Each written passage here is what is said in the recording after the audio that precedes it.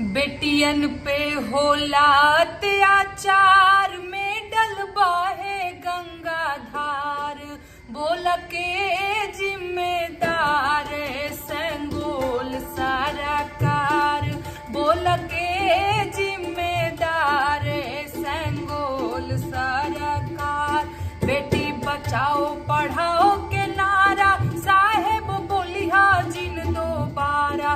बेटी बचाओ पढ़ाओ के नारा साहेब बोलिहा जिन दोबारा। तो हर बात के ना आधार संगोल सरकार। तो हर बात के ना आधार संगोल सरकार।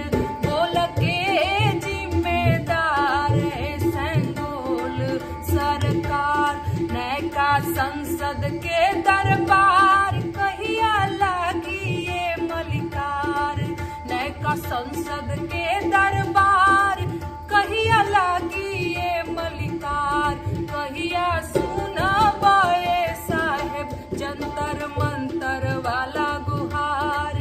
कहिया सुनब ए साहेब जंतर मंतर वाला गुहार। तोहरे राज काज में साहेब जी बढ़ल बा व्यभिचार। तोहरे राज काज में साहेब जी बढ़ल बा व्यभिचार। फोटो खिंचौला से मिले फुर्सत तनी जानल समाचार। फोटो खिंचौला से मिले फुर्सत तनी जानल समाचार। लेके घूमे महंगी कार हमर साहेब फैशनदार। लेके घूमे महंगी कार हमर साहेब फैशनदार।